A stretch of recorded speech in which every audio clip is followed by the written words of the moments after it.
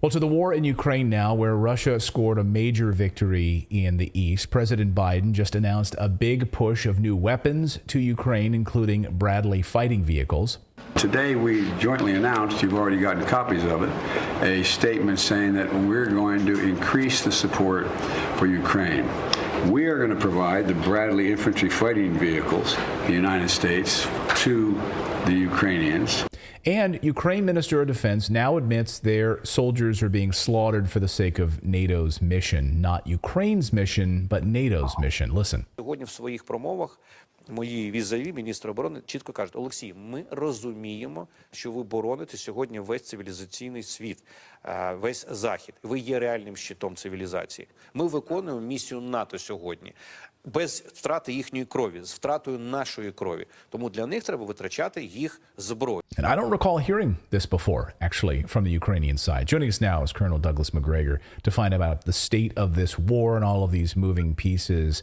Colonel, I don't recall, maybe you do, Ukraine speaking about NATO in these terms before. Let's take that first. That defense minister comments there is pretty eye-opening to me. Well, I suppose it's eye-opening, but I see even larger dynamics occurring inside Ukraine itself. There are large numbers of Ukrainian soldiers who are suffering from tuberculosis. It's reached epidemic dimensions. And these soldiers are being shipped around the battlefield without regard to the fact that they're infectious, causing this tuberculosis epidemic to spread very rapidly. Secondly, the medical support for the Ukrainian soldiers is not very good. That's not the fault of Ukrainian doctors and nurses. It's simply a fact that they're overwhelmed with wounded, overwhelmed with the requirement to move these people away from the battlefield. And then finally, you have large numbers of Ukrainian soldiers who are being forced into uniform, sent to the front with relatively little training. They don't have trained officers and non-commissioned officers. And the reports that we hear repeatedly are that they go forward, they take heavy fire, they find that they've been abandoned by any NCOs or officers that were given to them, and then they're essentially chopped into meat by the Russians. Some of them are giving up. Some of them are just leaving the battlefield if they can get away, but of course then they have to deal with the Ukrainian secret police, which rounds them up and executes them. So it's a pretty frightening situation, and I think what this minister of defense is trying to do is to put some distance between this disaster and the people in Kiev by saying, look, it's not really our fault. We're doing what NATO and Washington tell us to. Well, I think that's true to some extent, but they have been gleefully sending thousands of Ukrainians into the meat grinder for months now. And these relentless attacks that never made any sense down south. Right. That have left them really bereft of manpower. So I would not be surprised in the near future if we do not hear about Ukrainian soldiers marching towards Kiev to deal decisively with this regime. I really think that's in the future. So soldiers, disaffected soldiers, saying enough is enough, going to Kiev and saying, where's Zelensky?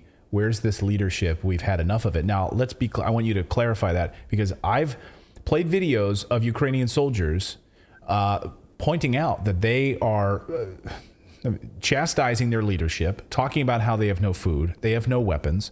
And when we play these clips, we get hundreds of people that say, thank you for sharing the truth about what's happening there. And then inevitably, you get the few that say, this is all fake. This is fake news. You're a Russian puppet for showing what Ukrainian soldiers are saying about their leadership.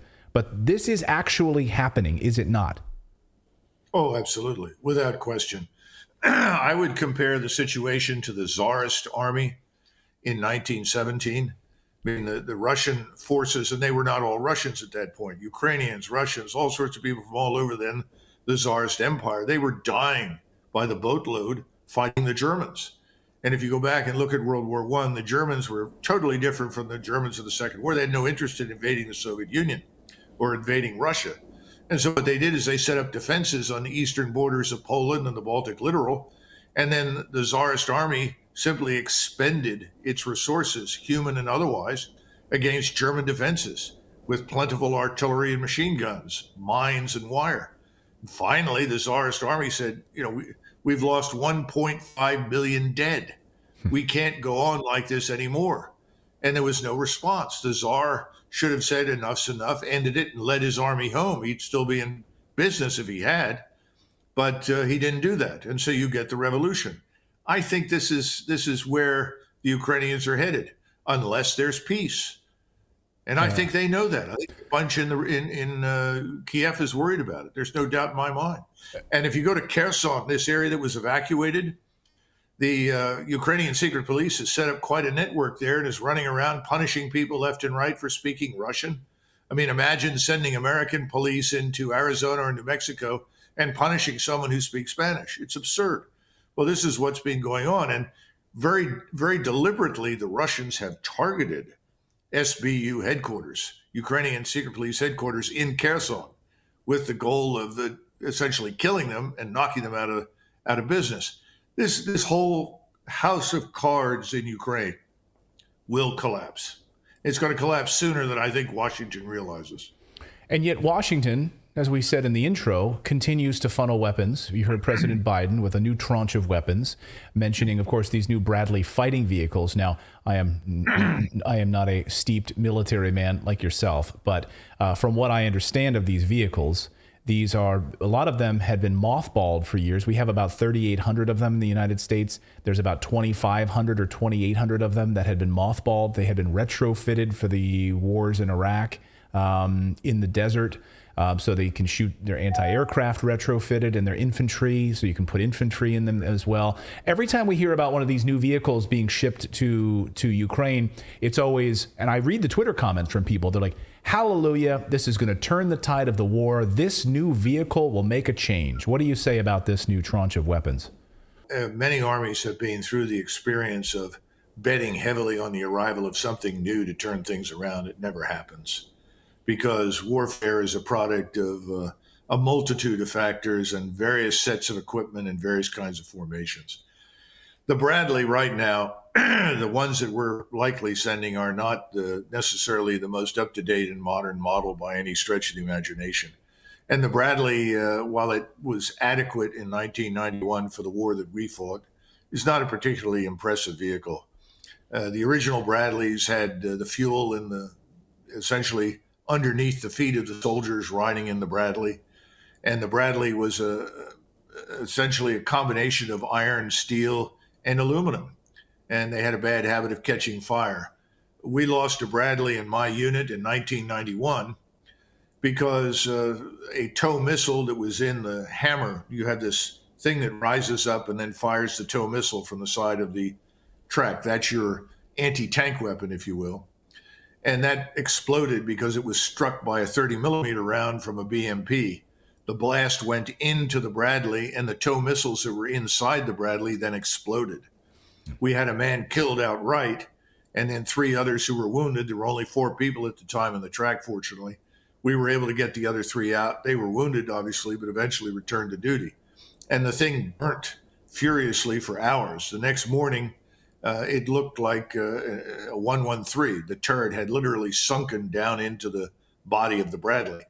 Now, the newest variants that they've been producing are designed differently. They've moved the fuel out of the way.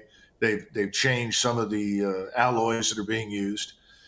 But the point is, this is not a wonder weapon, and it's not easily maintained. You're talking about a 25 millimeter chain gun, which was originally designed for use on helicopters. We had to send people to school for years to master these things. They come back, and in turn, they train soldiers. And it's not something that you do quickly. And I don't know how much experience any of these Ukrainian soldiers will have had with this kind of machinery. I doubt very much. And we haven't even talked about how do you maintain these things, because everything breaks down. It doesn't matter how good it is. And then how do you repair it and get it back into service? So the bottom line is that I don't expect very many of these Bradleys to show up. Whenever they show up, they're not going to be immediately useful. And this is the problem with everything on that list. Everything we want to send or push into them demands time to train people to use it properly, time to maintain it, time to refit it and send it into action and then keep it running. This is not an easy proposition for the Ukrainians. It would have been much easier if all of this material had been sent in March and April, because then you would have had some time to work on it. At that point, of course, the Russians were not at war with Ukraine. They were engaged in what they thought would be a punitive action to induce negotiations. It took them 3 or 4 months to figure out that wasn't going to happen. Now they are at war with Ukraine. Everything's changed. So the opportunity to make any of this material work in any reasonable or meaningful way is over. Stark. And we have the United States now, and according to a report, and I'll get you out of here on this, Colonel, which is that the United States is now going to be training Ukrainians in Oklahoma on, I think if I'm not mistaken, the Patriot missile system, which we've talked about before here on the show, is largely doesn't even really work. And so we're now bringing Ukrainians into the United States to be trained on these systems and then head back to the battlefield. What do you make of this? Well, first of all, I wouldn't sign on for the notion that it doesn't work. Okay. I think it does work. How well is another question that I can't evaluate. But Raytheon produces excellent material, excellent missiles, first-class systems, radars, and so forth. So I wouldn't short shrift Raytheon. So let me be clear then. What I've been heering is that you need a lot of them for them to be really effective. Oh, yeah. So you need to blanket an area in the Yeah, when we talked the last time, I said you'd need 10 battalions. Right. Okay, so 10 times what? 240 launchers? 10 times 24 launchers in every battalion. That's 240 launchers. That's thousands and thousands of missiles plus radars. And this is something that's very fragile. You can't move it quickly. Now, to go back to Fort Sill, Oklahoma, the Ukrainians that are going over there are going to get at least 3 months of very serious in-school training. That's fine. That's not enough. You need several months of experience, hands-on experience in the field within organizations of trained people that include officers and non-commissioned officers know what they are doing. My view is this: the probability of the Ukrainians being ready to employ this stuff on their own is very low. I think what we'll try to do is man it largely with Ukrainians, but then put NATO officers and NCOs from the United States, Germany, Great Britain, who have these same launchers, into Western Ukraine. They will then be used for point defense of whatever they deem to be important. They cannot protect the whole area, but they can provide adequate point defense, bridge, airports, factories, command centers, so forth. But when will this happen? Not quickly. Again, all of this takes time. What's coming next are these Russian offensives. And I think with the recent changes in the Russian command structure, moving Gerasimov, the chief of the Russian general staff, in to be the overall commander in Ukraine to ensure that Surovikin, who is still running the daily show, has everything that he wants and everything he needs, suggests to me that when they come, they're going to come soon within the next 3 or 4 weeks, because the ground is now largely frozen. It's going to be a crushing blow. And the Ukrainians themselves had admitted in this last interview, Zaluzhny and even Zelensky admitted what's coming is something we're going to have a lot of trouble surviving. They did everything but say, look, we're going to be crushed. And then they said, you've got to give us all this stuff. The problem with giving everything is too late. It's not going to change anything. But here's the good news inside Washington. The wealth transfer continues. In other words, the money that is moved over to DOD and then into the defense industrial complex and then to donors and interested parties that buy up politicians on the Hill, all of that continues without interruption. That's very important for Washington. So the machine continues. And all of this talk about pulling back on Ukraine aid, it doesn't seem likely. It doesn't seem likely the money's going to continue to flow. And we're going to continue to even build busts and statues inside of Washington, which is the next move. Colonel, thank you so much. You have one more problem that needs to be addressed, and that is, how could we have miscalculated so badly? People at the top of the U.S. military establishment want nothing to do with this war in Ukraine. They have no objections to sending equipment and advisors, but they made it very clear they do not want this administration to commit any of our forces in Poland or Romania, let alone Polish and Romanian forces, to Western Ukraine. They're opposed to that. They understand that's something we can't do. We can't sustain it. We have 457,000 troops in the so-called active army. That's down from its real strength of 495. We can't recruit. We have only 74,000 men in the so-called ready reserves. So you're not talking about a large pool of replacements. And if we were to go into that environment and fight, you're talking about thousands of casualties, thousands of dead potentially. So the Pentagon knows that. The problem now is they bet heavily that the Ukrainians, based on that initial performance by the Russians, which they completely misinterpreted and didn't understand, they said, see, the Russians are weak. We can win this. That was always wrong. Now the problem is that we're going to have all these forces sitting there. Ukraine is going to collapse under the weight of the Russian offensives. And then people in Washington are going to say, we have to do something. We can't let this happen. We will have been shown as wrong. We will look like fools. We have to, quote unquote, do something. That's a very dangerous statement. And that's one that we've heard before over the last 50 years many times. We have to do something. Well, doing anything at this point in time would be very dangerous and very ill-advised. That's why I continue to warn that at the insistence of people in the White House, the State Department, and potentially on the Hill, the Department of Defense may be goaded into action that it would otherwise not want to take. And in every dispute since 1963 between the JCS and the president and his friends have always won the fight. Well, unbelievable and eye-opening, as always, Colonel. Thank you for sharing. There's some big pieces of this that I had no idea of tonight. So thank you for sharing some of these, certainly the medical stories I had not heard. They're really, really fascinating. We'll have you back real soon. We really appreciate your insight, as always, Colonel. Thank you so much for joining us, as always. Thank you, Clayton.